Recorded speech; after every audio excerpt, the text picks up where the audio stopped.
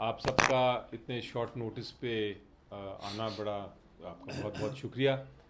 معاملہ بہت اہم ہے.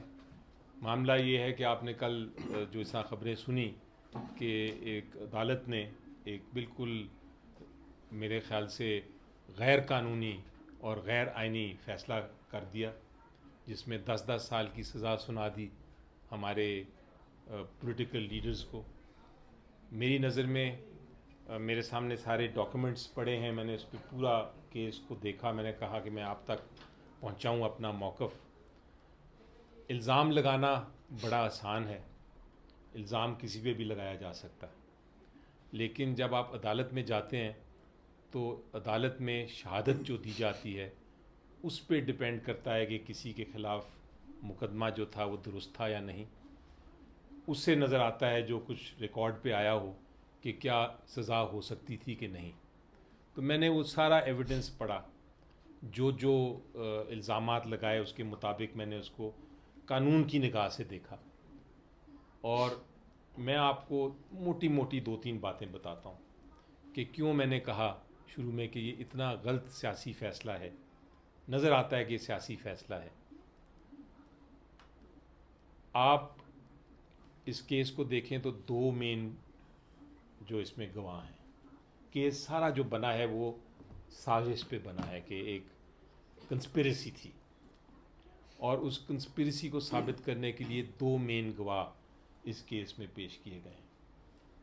وہ جو 2 مین گواہ ہیں وہ کہتے ہیں کہ ہم نے دیکھا کہ یہ سارے جو بڑے بڑے لیڈر تھے پی ٹی آئی کے، عمران خان صاحب اور باقی بڑے بڑے جو ہمارے لیڈرز تھے، انہوں نے بیٹھ کے یہ سارا ڈیزائن کیا، اور ڈیزائن کر کے انہوں نے فیصلہ کیا کہ ہم یہ اٹیک کریں گے. تو یہ جو 2 گواہ تھے وہ کہتے کیا ہیں کہ ہم کس طرح ہمیں پتہ ہے کہ یہ ساری کنسپریسی ہوئی. ایک گواہ صاحب کہتے ہیں ریکارڈ پہ کہ میں جس طرح وہ صوفہ سامنے پڑا ہے نا، صوفے کے پیچھے چھپا ہوا تھا اور میں سن رہا تھا کہ کیا کیا لوگ باتیں کر رہے ہیں. دوسرے گواہ جو ہیں وہ کہتے ہیں جو ٹیبل جس طرح میں بیٹھا ہوں اس کے نیچے چھپا ہوا تھا اور میں سن رہا تھا کہ کون کون ہے. اس کے بیسس پہ، ان 2 گواہیوں کے بیسس پہ کنوکشن ہو گئی. کوئی سی سی ٹی وی نہیں دکھایا گیا، کوئی واٹس ایپ میسیجز نہیں، کوئی ریکارڈ نہیں، کوئی انڈیپینڈنٹ آزاد گواہ جو کہے ہاں جی یہ اس طرح میں نے اس جگہ پہ میں ساتھ انوالو تھا. کوئی وعدہ معاف گواہ جو کہے جی میں کنسپریٹر تھا. میں اس صوفے کو قومی اعزاز ملے گا سر. یہ اس قسم کے کیس پہ، اس قسم کی گواہی پہ، اس قسم کے ریکارڈ پہ آپ کنوکشن کرتے ہیں، آپ سزا دیتے ہیں 10 سال کی، تو یہ کوئی بھی نہیں مانے گا. یہ کسی لاء کالج کے ابھی پہلے سال کے جو اسٹوڈنٹ ہے وہ بھی اس کو نہیں مانے گا کہ اس گواہی پہ کنوکشن ہو سکتی ہے. تو میں نے آپ کو ایک موٹی سی مثال دی. اس کے بعد مجھے نہیں نظر آتا کہ یہ پوری دنیا میں یہ کیس کی بات ہو رہی ہے. اس کے بعد جو پاکستان کی عزت ہے، پاکستان کے عدالتی نظام کی جو عزت ہے، ہماری جو انسٹیٹیوشن کی ساکھ ہے، اس کو نقصان پہنچا ہے. اب جیسا میں نے پہلے کہا تھا کہ ریکارڈ تو آ گیا، ہمیں کیوں ہم نہیں گھبرا رہے؟ ہم کیوں اس وقت ایکسپیکٹ کر رہے تھے کہ یہ ہوگا؟ کیونکہ ہمیں پتہ ہے کہ جو پہلی عدالت ہے یہ اتنی آزاد نہیں ہے. اس نے تو ڈیمانڈ پوری کرنی ہے. لیکن ہائی کورٹ اور سپریم کورٹ ابھی ہے. یہی ریکارڈ نے جا کے ہائی کورٹ کے سامنے جانا ہے اپیل میں، اسی ریکارڈ نے آگے جا کے سپریم کورٹ کے سامنے جانا ہے. تو ایک بات تو بڑی واضح ہے کہ اس ریکارڈ کے اوپر کوئی بھی ہائی کورٹ اور کوئی بھی عدالت عظمیٰ سپریم کورٹ کنوکشن کو نہیں سسٹین کرے گی. یہ جو سزا ہے اس کو ختم کرے گی. آپ کو اگر میں بٹھا دوں، حالانکہ آپ میں سے پتہ نہیں کس نے لاء کیا یا نہیں کیا، آپ کو بٹھا دوں تو آپ بھی 1 منٹ میں کہیں گے جناب اگر کیس انہی 2 صوفے کے پیچھے چھپے ہوئے اور ٹیبل کے نیچے چھپے ہوئے کا کہ بیس پہ میں نے سزا دینی ہے تو یہ سزا ختم. سو ہمیں پورا یقین ہے انشاءاللہ کہ جب اپیل ہم فائل کریں گے تو ہماری یہ سزائیں ختم ہوں گی. میں نے ابھی بچر صاحب سے ابھی صبح ہی میری بات ہو رہی تھی, میں نے کہا تھا میں خود پیش ہوں گا آپ کے کیس میں, اور ہم نے اپنی ٹیم بنا لی ہے, اور انشاءاللہ آپ دیکھیں گے کہ انصاف کی فتح ہوگی. اور یہ ٹیسٹ ہوگا ہائی کورٹس کا بھی, کہ کیا یہ اس قسم کی سزا اور اس قسم کے ریکارڈ پہ, کیونکہ اب نئی چیز تو آ نہیں سکتی, یہی ریکارڈ نے اوپر جانا ہے. تو میری نظر میں ہم بڑے واضح ہیں, ہم بڑے کلیئر ہیں کہ یہ سیاسی کیس تھا, یہ جھوٹ پہ مبنی کیس تھے, اور انہی کیسز کی بیسس پہ اب ہم اوپر اپیل میں انشاءاللہ سکسیسفل ہوں گے. دوسری بڑی بات یہ ہے کہ شاہ محمود قریشی صاحب کے بارے میں جو یہی الزام تھا, لیکن انہوں نے ثابت کر دیا کہ میں تو ادھر تھا ہی نہیں. وہ جو کنسپریٹر تھا, جو پیچھے چھپا ہوا تھا صوفے کے یا ٹیبل کے نیچے, اس نے پتہ نہیں ان کو کہاں سے دیکھ لیا کہ وہ تو کراچی بیٹھے ہوئے تھے اس وقت. ان کی بیگم صاحبہ کا آپریشن تھا. تو یہ اس قسم کی جب آپ کی کانٹرڈکشنز ہیں, اور اس پہ مجبور ہو گیا عدالت کے, اب کراچی بیٹھے ہوئے کو تو میں لاہور نہیں لا سکتا, تو عدالت نے ان کو ایکوٹ کر دیا. تو یہ ہے کیس کی نوعیت. یعنی مذاق ایک طرح سے ہلیریس لگتا ہے جس طرح کہ مذاق ہے, لیکن حقیقت تلخ ہے کہ یہ کیس ایسا ہوا اور اس میں سزا بھی ہو گئی. تو یہ میں نے پوائنٹ کرنا تھا. میرا خیال ہے عالیہ آپ کچھ اس پہ ایڈ کرنا چاہیں گی. جی بسم اللہ الرحمن الرحیم. یا کا نعبد و یا کا نستعین. مجھے تو لگ رہا ہے کہ 3 دنوں سے ہم صرف اسی کیس کو اتنا ڈیپلی آپ لوگ بھی اسٹڈی کر چکے ہیں اور ہم لوگ بھی اسٹڈی کر چکے ہیں, اور جس طرح سے جتنی خوبصورتی سے علی ظفر صاحب نے اس کو لیگلی ایکسپلین کیا ہے, میری کسی ایکسپلینیشن کی ضرورت تو نہیں رہتی, بٹ کچھ ایسے پوائنٹس ہیں جو میں یہ چاہتی ہوں کہ بار بار ہم ان کو میڈیا کے سامنے رکھیں, ان حقائق کو. ابھی میں جب راستے میں اس کو اسٹڈی کری تھی تو پتہ یہ چلا اب جو فیصلے آ رہے ہیں وہ فیصلے اٹ سیلف اتنے عجیب و غریب سی باتوں ان میں مینشنڈ ہیں کہ عقل دھنگ رہ جاتی ہے کہ آپ کتنا کلیئرلی ایک بات کو کر رہے ہیں.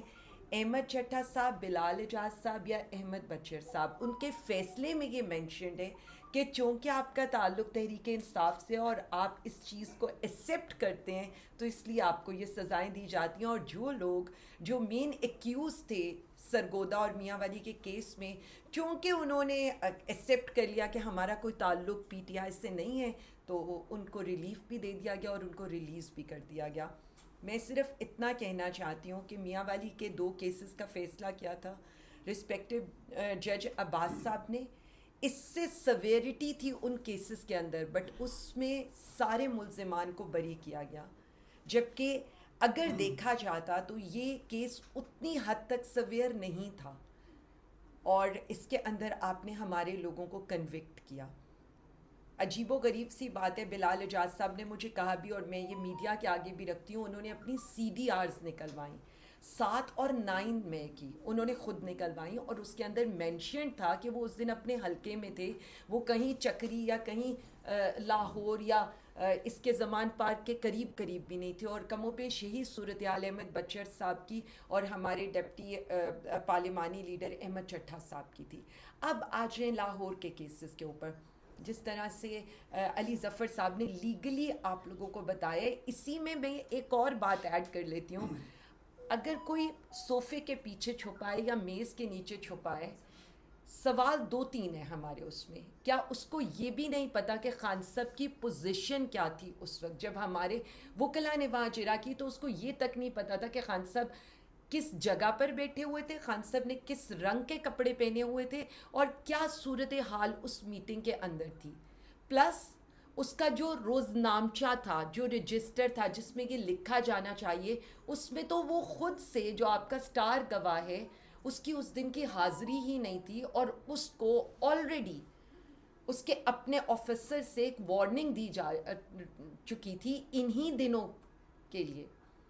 امپورٹنٹ ایک اور سوال ہے جو آپ سب لوگوں کو اقتدار میں بیٹھے ہوئے لوگوں سے کرنا چاہیے. وہ سوال یہ ہے کہ اگر آپ کو پتا تھا, چلیں آپ کی ہر بات کو ہم مان لیتے ہیں کہ آپ صوفے کے پیچھے تھے, آپ میز کے نیچے تھے, اگر آپ کو یہ پتا تھا ایسی کوئی سازش ہونے لگی ہے اور ملک بھر میں ایسا کچھ ہونا لگا ہے, تو ایز اے سیکیورٹی ایجنسیز کیا آپ کا کام تھا کہ آپ اس سب کو ہونے دیتے اور ایک پارٹی کو دیوار سے لگاتے، یا آپ کا کام تھا کہ آپ اس سازش کو روکتے یا اس کو ناکام بناتے؟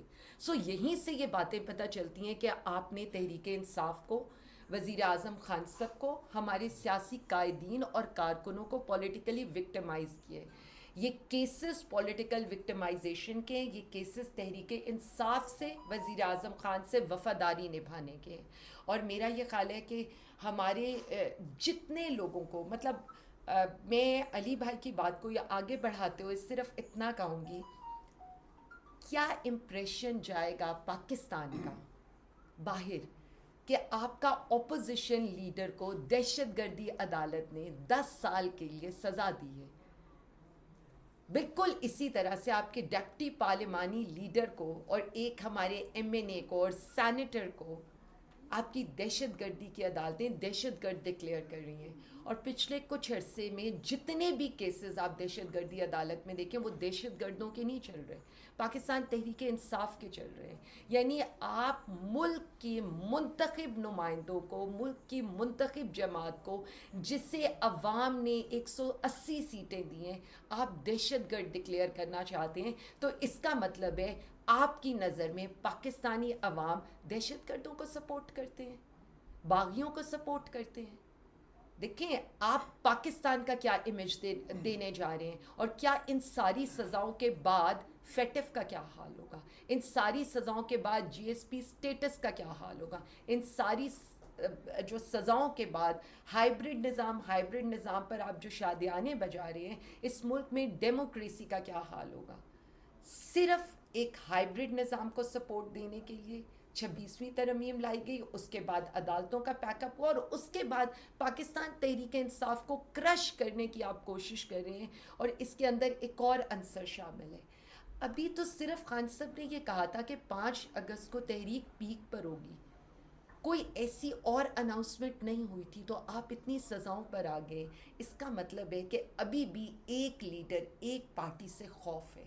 میں صرف اتنا کہوں گی، ہم پرامن لوگ ہیں، آئین اور قانون کے دائرے میں رہتے ہوئے جو آئینی اور قانونی کانسٹیٹیوشن آف پاکستان ہمیں اجازت دیتا ہے.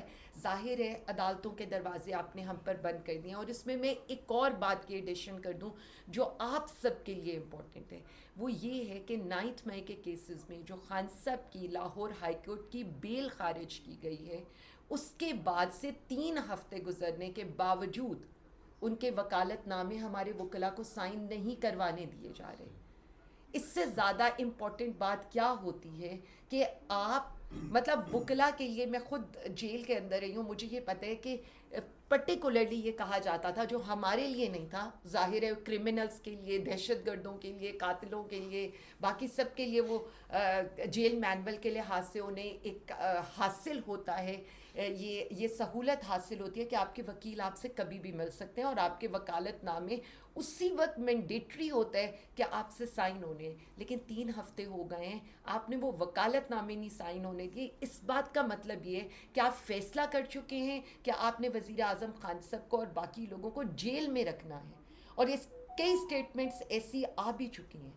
تو میں صرف اتنا کہوں گی کہ دیکھیں، اگین ایک لیڈر ہے جو بار بار وہاں سے ایک ہی پیغام دیتا ہے کہ میں پاکستان اور پاکستانیوں کے ساتھ کھڑا ہوں. آپ جتنا مرضی ظلم و ستم کر لیں، جتنی مرضی کام کر لیں، یہ جیسے ہمارے جو بیرسٹر علی ظفر صاحب ہیں، انہوں نے کہا ہے کہ یہ ایک پیشی یا ایک فیئر ٹرائل کی مار ہیں، یہ سارے یہ جو ریکارڈز ہیں، یہ سارے جو فیصلے ہیں. تو ہم صرف اتنا کہتے ہیں کہ اس ملک کو آپ نے ہائیبرڈ نظام میں، سرزمین بے آئین میں تبدیل کر دیا ہے. اب آپ پاکستان کو کس نہج پر لے کر جانا چاہتے ہیں؟ ہم تو پاکستان اور پاکستانیوں کی آئین اور قانون کی، جمہوریت کی ایک پرامن کی بحالی کی ایک پرامن کوشش جاری و ساری رکھیں گے. بہت شکریہ.